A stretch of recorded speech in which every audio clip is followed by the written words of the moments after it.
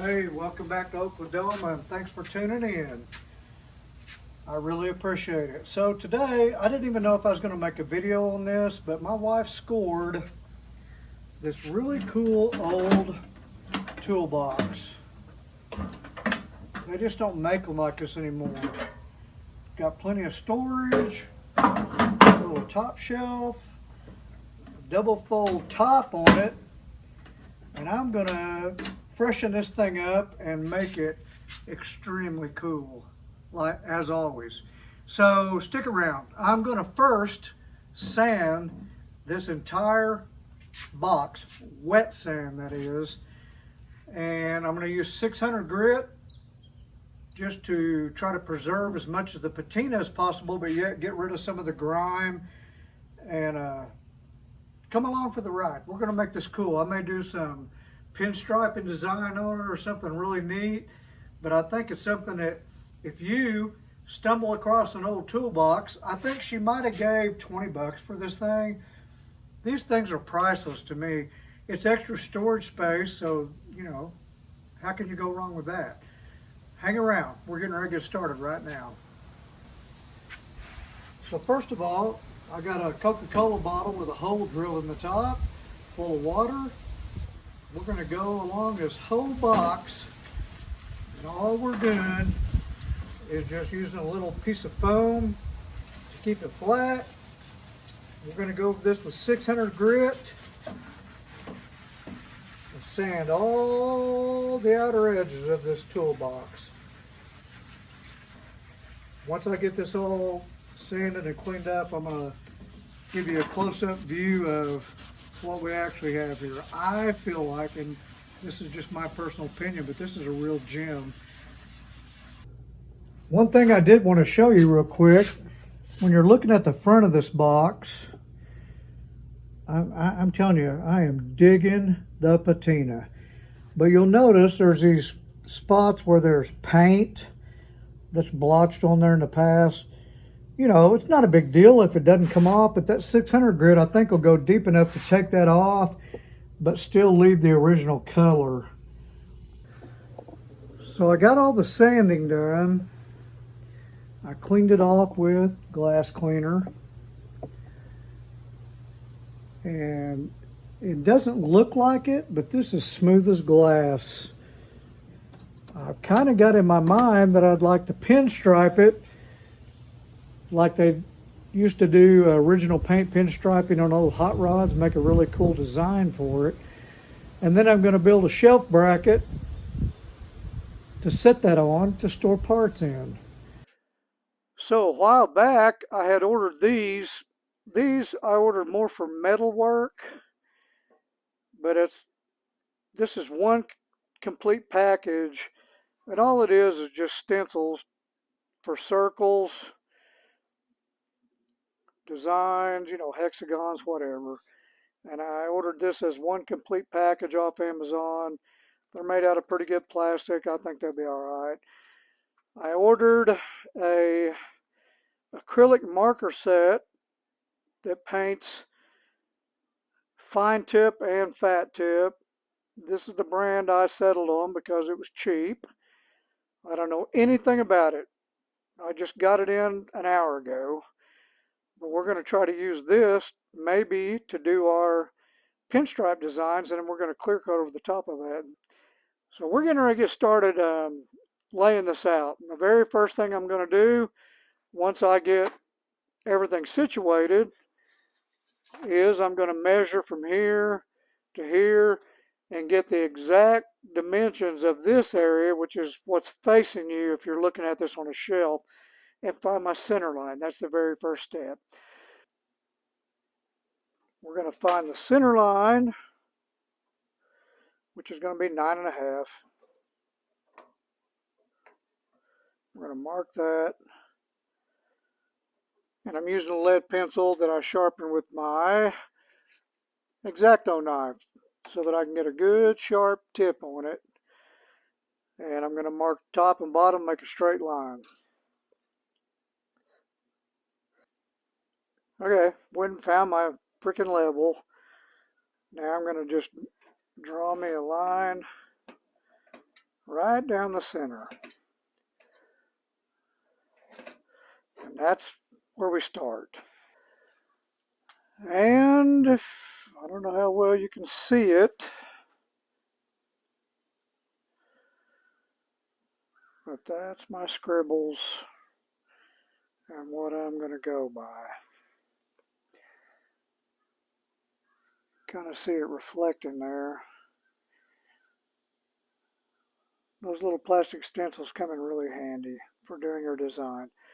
And we're going to get started with the markers next, so bear with me.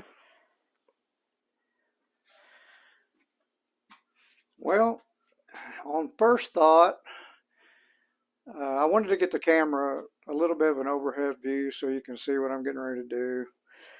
I thought about setting my stencils down right over the top of where my design is and then use this to make sure I get perfect lines, but I'm almost afraid that I'll end up getting a smear or something.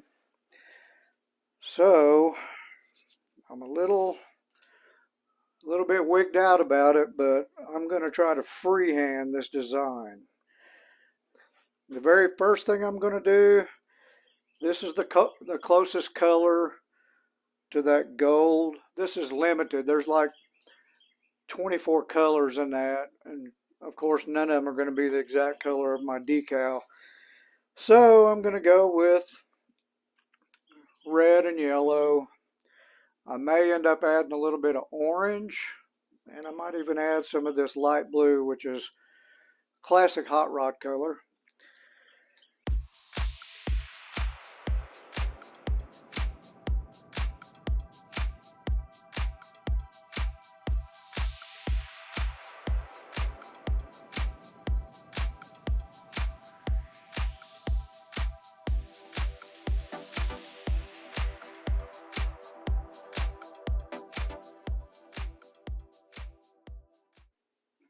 Well, this is what it looks like with the second coat on it. I even got the old heat gun out to where I could speed the process up a little bit, but I'm not going to get crazy with it. And I actually feel a little less apprehensive about it. As long as you get a good rest for your wrist, and you can even use your other hand to hold it if you're all shaky like me, and you can get some pretty crisp lines. I just want to make sure I get good coverage on this, especially these lighter colors like the yellow. It's just not wanting to settle on there as much as I'd hope. But you know what? If I did this with a paintbrush, it'd be the same way. Acrylic paints are funky sometimes. If you know anything about the Ward's Master Quality boxes, let me know in the comments below what I'm dealing with and how old this thing is. I mean, I know they don't make boxes like this anymore, that the top actually opens up in two directions, and metal boxes like this they're just getting really hard to find. Everything went to plastic. And then, of course, if you buy a metal box, it's going to look like Snap-on or Mac Tools or something. So, anyway, shoot me a message. Let me know what you think. If you're an old-time mechanic that used a box like this, you know, for your career or whatever, I'd be thrilled to hear from you.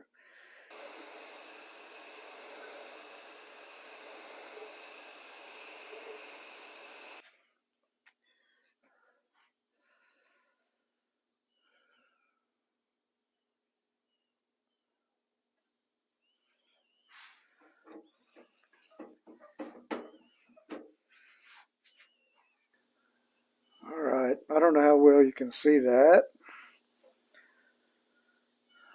I mean, it's going to have a couple more coats, but I think it's going to turn out all right. I'm not overly thrilled, but you know, I'm not really a pinstripe guy, so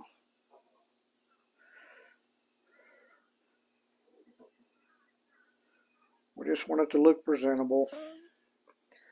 Maybe I'll be surprised. Now keep in mind, I'm going over this with black as an outline on all this, so I'm hoping that'll really crisp things up. We're going to let that dry for a minute, and I'll be right back with you again. It's just a step-by-step deal. All right, being the impatient guy that I am, I went ahead and put my first coat of orange on top of this as well. And I can only hope this is going to turn out all right. I'm going to have to do a lot of outlining with my black in order to crisp this up. And you've only got two choices. One end of this is a fat end. One end is a fine tip. But the fine tip is just not cutting it. I don't get it. It just drags and it doesn't feel like there's enough paint coming off there. So we'll see what happens. I'm in too deep. I'm going to put the heat gun to this and coat it with orange again. I'll get right back to you. All right, I put the heat gun to it. And now I've already started some of this, but I'm going to go over everything with the black outline and pray. All right, so this is how everything turned out. I went ahead and added the blue off camera, traced out those indentions in the metal that surround my sticker, and all things considered, I really don't think it turned out that bad. I'm no pinstripe guy by any means, but man, at a distance or even at, 3 feet away, 2 feet away, it doesn't look bad. Now I'm considering clear coating this, but I got to go look and make sure that the clear coat I have won't annihilate this acrylic paint. I think there's a chance it could crackle, which I'm not so much against that. I think it'd look good, it'd look aged, but I don't want it to ruin it. So I'm going to do some reading on that can and we'll see if we're going to clear coat this. I'm using Duplicolor acrylic enamel clear coat. I think I got this off Amazon. If I did, I'll leave you a link. And it says that it's made to go over acrylic enamel, which is what all this is on the pinstriping, so I'm not overly concerned. I always like to start with the bottom of whatever project, let it thoroughly dry, then I can flip it up and move around the sides you're going to see, and it won't matter. And plus, this has these little feet, which will hold this off of the surface of the sawhorse later, so it won't get all scratched up, and I may put some paper down or something.